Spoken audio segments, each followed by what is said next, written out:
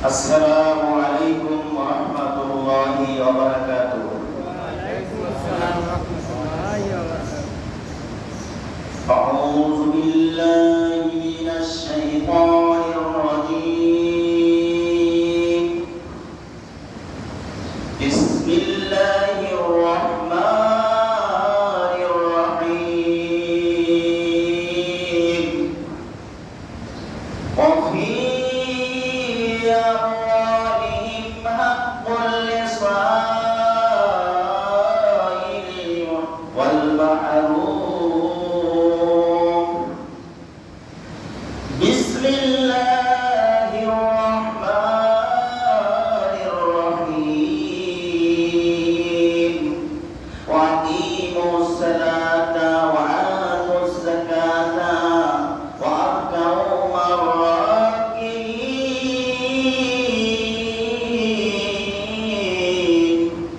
بسم الله الرحمن الرحيم. وأقيموا الصلاة وآتوا الزكاة وما تقدموا لأنفسكم من خير تجدوه عند الله إن الله بما تعملون بصير. بسم الله الرحمن الرحيم. إن الذين آمنوا وعملوا الصالحات وأقاموا الصلاة وآتوا الزكاة لهم أجرهم عند ربهم ولا خوف عليهم ولا هم يحزنون.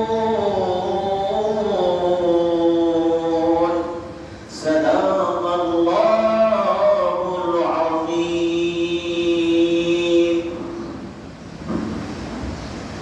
الحمد لله رب العالمين والصلاة والسلام على رسوله الكريم. উপস্থিত আমার শ্রদ্ধেয় সম্মানিত প্রাণপ্রিয় মুসল্লিবৃন্দ, আমি আপনাদের মাঝে পবিত্র কোরআনুল কারীমে কিছু আয়াত তেলাওয়াত করেছি।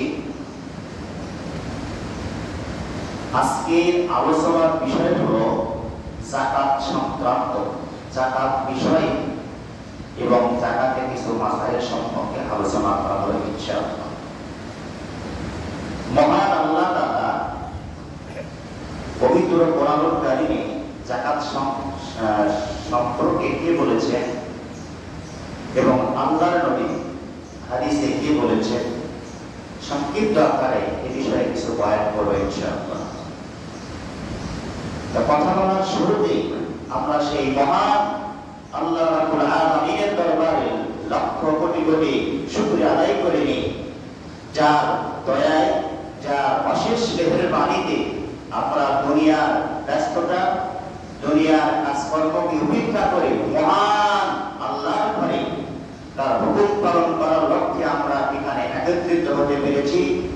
আমরা সেই মহান মাবুদের দরবারে শুকরিয়া আদায় করে নেই, সকলেই বলি আলহামদুলিল্লাহ। লক্ষ কোটি কোটি দরুদ বর্ষিত হোক, পেশ হোক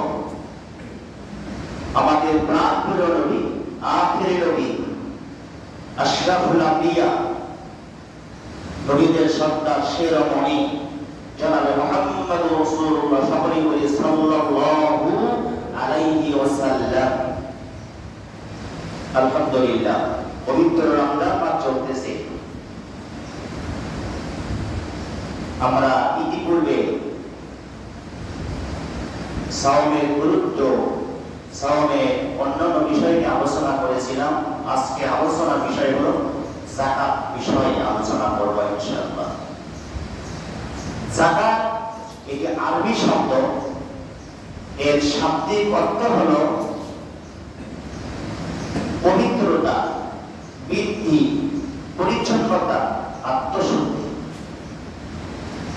ইসলামী শরীয়তের পরিভাষায় যাকাত বলা হয় কোন ব্যক্তির কাছে যদি নিসাব পরিমাণ সম্পদ 1 বছর গচ্ছিত থাকে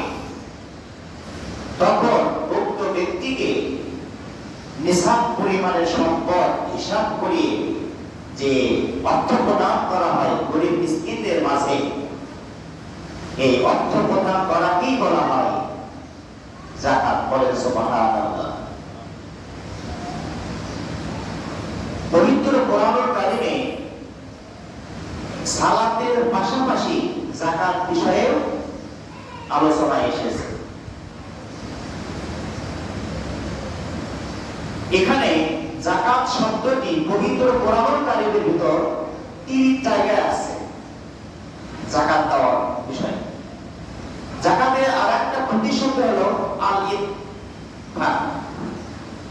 আল-ইনফাক এটা আছে 43 বার, আর as-সাদাকা এই শব্দটা আছে 9 বার, মোট 83 বার আছে। এই শব্দটা যাকাত দেওয়া, উৎসাহ দেওয়ার জন্য আল্লাহ তাআলা কি করেছেন, এগুলো ব্যবহার করেছেন। তা আমি আপনাদের মাঝে পবিত্র কোরআনুল কারীমের কিছু আয়াত তেলাওয়াত করেছি। প্রথমে আমি তেলাওয়াত করেছিলাম সূরা আস-সারিয়াত এর আয়াত। এখানে আল্লাহ তাআলা বলেন, অফি আমওয়ালিহিম হাক্কুল লিস-সাইলি ওয়াল মাহরুম।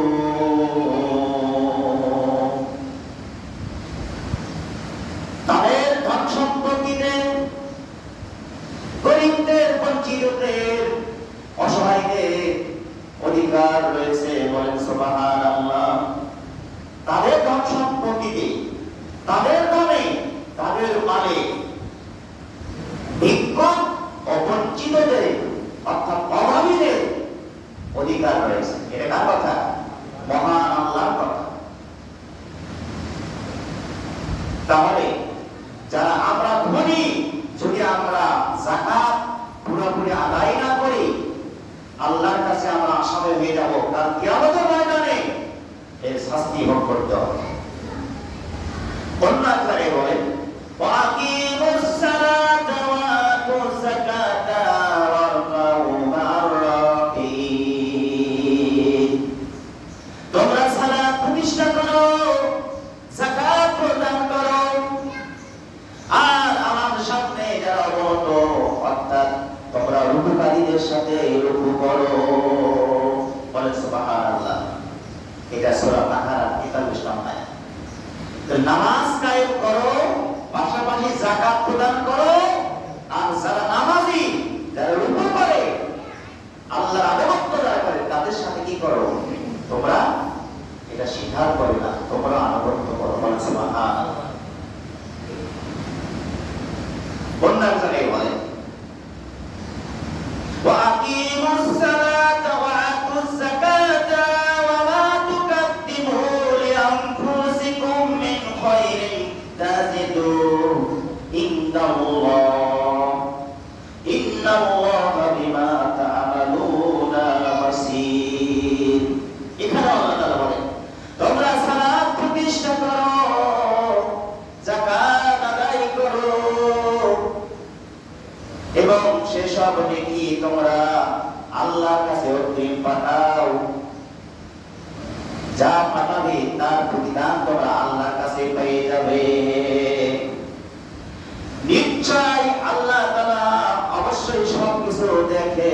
আমরা যা কিছু করি, আল্লাহ যাকাত দিলেও দেখেন, নামাজ পড়লেও দেখেন, নামাজ না পড়লেও দেখেন, যাকাত আদায় না করলেও দেখেন।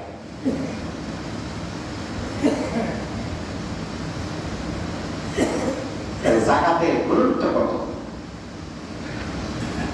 অন্য আয়াতে আল্লাহ তাআলা আবার বলেন, ইন্নাল্লাযীনা আমানু ওয়া আমিলুস সালিহাতি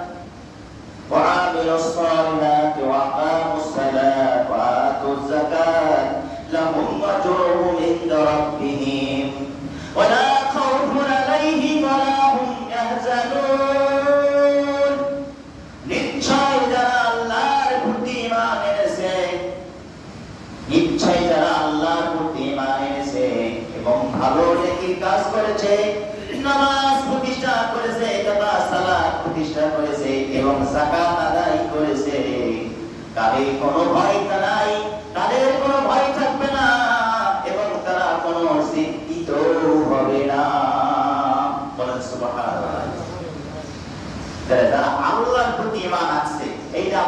মসজিদে যারা অবস্থান করেছি আমরা আল্লাহর প্রতি ঈমান আছে, বিশ্বাস আছে বলেই তো আল্লাহর হুকুম পালন করার জন্য, জাহান্নামের শাস্তি থেকে, ভয় থেকে বিরতের জন্য আমরা মসজিদে আসছি, ঠিক কি না? আমাদের ঈমান আছে বলে তো আমরা আসছি। আর যাদের ঈমান নাই তারা বিভিন্ন ধরনের বিভিন্ন কথা বলে, তারা তো মসজিদে আসবে না। ঈমানটাকে বিশ্বাস স্থাপন, স্বীকৃতি দেওয়া, মেনে নেওয়া, কৃতজ্ঞতা প্রকাশ করা, শরীয়তের পরিভাষায় ইসলামের মৌলিক বিষয়গুলিকে যারা বিশ্বাস স্থাপন করে মনে এবং প্রাণে দৃঢ়ভাবে, তারাই হচ্ছে কি মুমিন। আমার ঈমানের আবার তিনটা দিক আছে। একটা কি? অন্তরে বিশ্বাস স্থাপন করতে হবে, মুখে স্বীকার করতে হবে এবং তদনুযায়ী আমল করতে হবে। এর নাম হলো ঈমান। আল্লাহকে দেখি নাই, নবী রাসূলকে দেখি নাই, জান্নাত জাহান্নাম দেখি নাই, পরকাল দেখি নাই, কিয়ামত দেখি নাই, হাসর দেখি নাই। এইগুলি না দেখা, না দেখে বিশ্বাস করার নাম হলো ঈমান। আল্লাহ তাআলা এখানে বলেন যারা ঈমান এনেছে, যারা নেকির কাজ করেছে। নেকির কাজ কি? এই যে আমরা দুনিয়ার সব কাজকে ফেলে দিয়ে আল্লাহর হুকুম পালন করার জন্য, আমরা নামাজ পড়ার জন্য মসজিদে আসছি, এটা কি নেকির কাজ, ভালো কাজ? এই যে আমরা রমজান চলতেছে, সেহরি খাওয়ার পর থেকে সারা দিন পর্যন্ত সূর্যাস্ত পর্যন্ত আমরা কিচ্ছু খাবো না, এটা একটা নেকির কাজ, ভালো কাজ। মানুষকে সালাম দেওয়া ভালো কাজ, আত্মপ্রদান করা ভালো কাজ, অসহায়দের পাশে দাঁড়ানো ভালো কাজ, গরিবদের সহযোগিতা করা ভালো কাজ। এইভাবে সমাজে যত ভালো কাজ আছে, যত নেকির কাজ আছে, আল্লাহ বলতেছেন যারা নেকির কাজ করে তাদের কোনো ভয় নাই, ওয়ালা খাউফুন আলাইহিম, তাদের কোনো ভয় নাই, ওয়ালা হুম ইয়াহজানুন, তারা কোনো চিন্তিত হবে না। বলেন সুবহানাল্লাহ। হাসরের মহাবিপদের দিনে যেদিন মানুষ নাফসি নাফসি বলবে, ওই সূর্য মাথার উপর যখন আসবে, এই জমিন যখন তামা হয়ে যাবে, আল্লাহর ভাষায় যারা ঈমান এনেছে, যারা সৎ কাজ করেছে, যাকাত আদায় করেছে, আল্লাহর ভাষায় তারা কোনো ভয় থাকবে না, তাদের দ্বারা কোনো চিন্তিত হবে না। বলেন সুবহানাল্লাহ। যাকাত দিতে হবে, যাকাত না দিলে কি শাস্তি হবে, সেই সম্পর্কে আলোচনা করবো ইনশাআল্লাহ।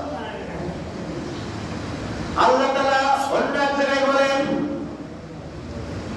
আলাম তারা ইলাল্লাযীনা কিলা, আলাম তারা ইলাল্লাযীনা কিলা লাহুম কুফু আইদিকুম ওয়া আকিমুস সালাতা ওয়া আতুস যাকাত। তুমি কি তাদেরকে দেখোনি যাদেরকে বলা হয়েছিল তোমাদেরকে অস্ত্র সম্পর্ক করো এবং সালাত আদায় করো এবং যাকাত প্রদান করো। তাহলে কোরআনে অনেক আয়াতে প্রায় 82 জায়গায় এই সালাতের পাশাপাশি যাকাতের কথা বলা হয়েছে। বলেন সুবহানাল্লাহ। তাহলে যাকাত দিলে কি হয়? মাল পবিত্র হয়, মাল বৃদ্ধি পায়, আত্মশুদ্ধি হয়ে যায়। যদি যাকাত না আদায় করি তাহলে কিন্তু ওই মালটা অপবিত্র হয়ে যাবে। আল্লাহর নবী হাদিসের ভিতরে জানাইয়া দিয়েছেন, যে ব্যক্তি যাকাত দানে কৃপণতা করে, কুকিলতা করে, আল্লাহর নবী বলেছেন, ওয়া নবী হুরায়রা রাদিয়াল্লাহু তাআলা আনহু قال قال رسول الله صلى الله عليه وسلم من أتاه الله مالا فلا يؤتي زكاته مسلم له ماله يوم القيامة। আল্লাহ নবী বলেন, সুজাআন আকরাউ লাহু জাবিবাতানি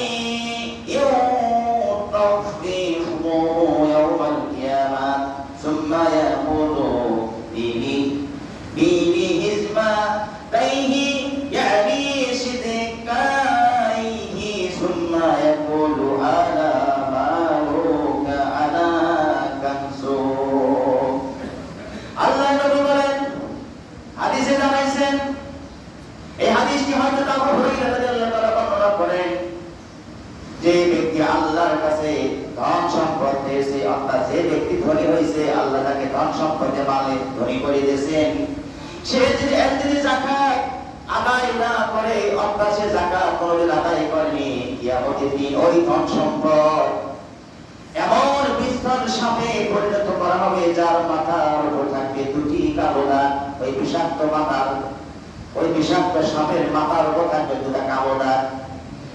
এই সাপ সে ব্যক্তির গলায় পেঁচিয়ে দেওয়া হবে এবং তার ওই সাপ তার কপালে, তার চিবুকে, তার গলায় তাকে দংশন করবে আর বলতে থাকবে, আমি তোমার দুনিয়াতে ধন সম্পদ ছিলাম, তুমি আমাকে বরকত করতা, যাকাত আদায় না করার কারণে আজকে তোমার এই শাস্তি। আমি তোমার সেই সঞ্চিত সম্পদ ছিলাম, তুমি আমাকে বরকত করতা, আমাকে সিদ্ধকে ভরে রাখতা, ব্যাংকে গচ্ছিত রাখতা, আমাকে আদায় করো না। আল্লাহ আজকে আমার কি করেছে? এই ধন সম্পদকে সাপে পরিণত করে তোমাকে ধ্বংস করার কি করেছে? পারমিশন দিয়েছে। আমি তোমাকে ধ্বংস করতেছি। যাকাত দেবেন না, তবে হাদিস শুনবেন। আর যারা যাকাত দানে তীব্রতা করবে, আরেকটা হাদিসে আসছে যে প্রতিটি বান্দার কাছে সে এসে বলে, আল্লাহ দানকারীকে তুমি প্রতিদান দিয়ে দাও, পুরস্কার দিয়ে দাও, আর কে প্রণতাকে তুমি বকিলতাকে তুমি শেষ করে দাও। তারপর কি করো? তারপর নামাজ পড়ে আল্লাহ ফেরেশতা। অন্য একটা হাদিস আছে عن جابر بن عبد الله رضي الله تعالى قال قال رسول الله صلى الله عليه وسلم بايعت رسول الله صلى الله عليه وسلم على إقام الصلاة وإيتاء الزكاة والنصح لكل مسلم। আল্লাহর নবী বলেন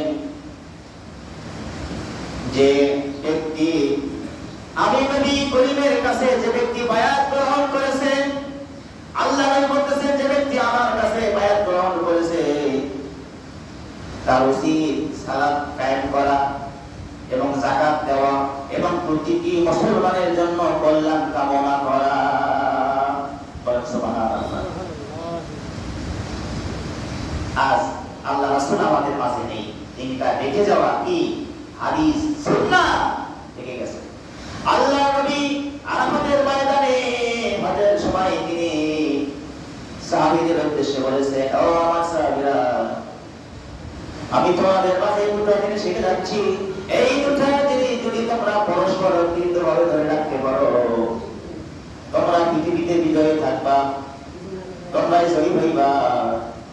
এই দুটো জিনিস হচ্ছে আল্লাহর কোরআন আর আমার সুন্নাহ আল হাদিস। বলে সুবহানাল্লাহ। কোরআন কার বাণী? আল্লাহর বাণী, আর হাদিস মুহাম্মদ সাল্লাল্লাহু আলাইহি বাণী। এই দুটো জিনিসকে আমাদের দৃঢ়ভাবে বুকে ধারণ করতে হবে এবং মৃত্যুর আগ পর্যন্ত মেনে চলতে হবে, আমল করতে হবে। তাহলে কি এই দুনিয়াতেও শান্তি, আখিরাতেও শান্তি। বলে সুবহানাল্লাহ। তিনটা কথা আছে, যাকাত, রুকুকে যেটা তুমি করো, সালাত আদায় করো। এখন রুকু শব্দটার অর্থ না। জি, রুকু শব্দের অর্থ এই যে রুকু শব্দের অর্থ কি? হ্যাঁ, আচ্ছা ঠিক আছে, বলতেছি ইনশাআল্লাহ। আর একটা প্রশ্ন, আমি একটা কথা বলবো। আচ্ছা বলেন যে আপনার গ্যাস আছে 2 লাখ। আচ্ছা, আমি পরে মাসালা সংক্রান্ত আলোচনা করতেছি। আমি সেই মাসালার টুকে আনছি, পয়েন্ট টুকে আনছি, কথা বলবো।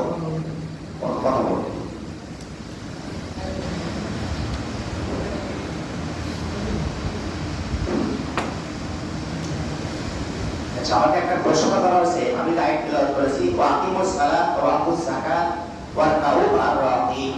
এর অর্থ হলো তোমার সালাত প্রতিষ্ঠা করো, যাকাত আদায় করো, আর রুকুকারীদের সাথে রুকু করো। বলেন সুবহানাল্লাহ। মা'আর রাকিব, যারা রুকু করে তাদের সাথে তোমরা রুকু করো, অর্থাৎ যারা জামাতে নামাজ আদায় করে তাদের সাথে তোমরা কি করো? জামাতের সাথে তোমরা কি করো? রুকু করো। তাহলে জামাতে নামাজ আদায় করলে রুকু করা লাগবে কিনা? এর মানে কি জামাতের গুরুত্ব বোঝানো হয়েছে। বলেন সুবহানাল্লাহ। কি বোঝানো হয়েছে? জামাতের গুরুত্ব। তার মানে কি বাসায় তুমি একা একা সালাত আদায় করো না, জামাতে এসে তুমি সালাত আদায় করো। মা'আর রাকিব, কথা বুঝতেছেন তো?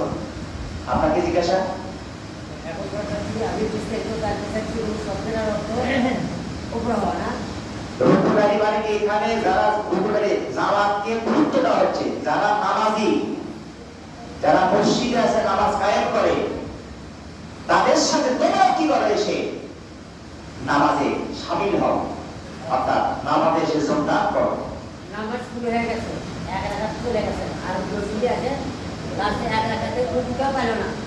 আচ্ছা, ওটা তো আর এক মাসালা। ওটাতে আমি জামাতে দাঁড়াইছি ইমাম সাহেব, আমি 1 রাকাত পেলাম না 2 রাকাত পেলাম বা 3 রাকাত পেয়েছি, বা আলোচনা আর এক ধরনের আলোচনা, ওটা একবার আলোচনা করো। কারণ এখানে আমার একটা সময় দেওয়া আছে, এই সময় এর ভিতরে কথাগুলো আমাকে সমাধান করতে হবে।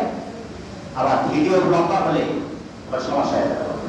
আমি পরে আলোচনা করতে আপনার কথা পরে উত্তর দিতে আমি অবশ্যই আপনার কথা শুনবো, কারণ আপনার মুসল্লি। আলহামদুলিল্লাহ, এতক্ষণ আমি জাকাত সহকারে আলোচনা করছিলাম। আপনাদের অনেক প্রশ্ন আসে, প্রশ্নগুলো আমি পরে উত্তর দিচ্ছি। এখন আমি যে বিষয়ে আলোচনা করবো, এই যে আমাকে এক মুসল্লি প্রশ্ন করছেন কি পরিমাণ সম্পদ থাকলে জাকাত দেওয়া লাগবে, তাই না? বা কি কি সম্পদের উপরে জাকাত দিতে হবে, কোন কোন মানের উপরে জাকাত নাই, এগুলো জানার দরকার আছে কিনা জানেন? আচ্ছা, এখন আলোচনা করি পয়েন্ট আকারে।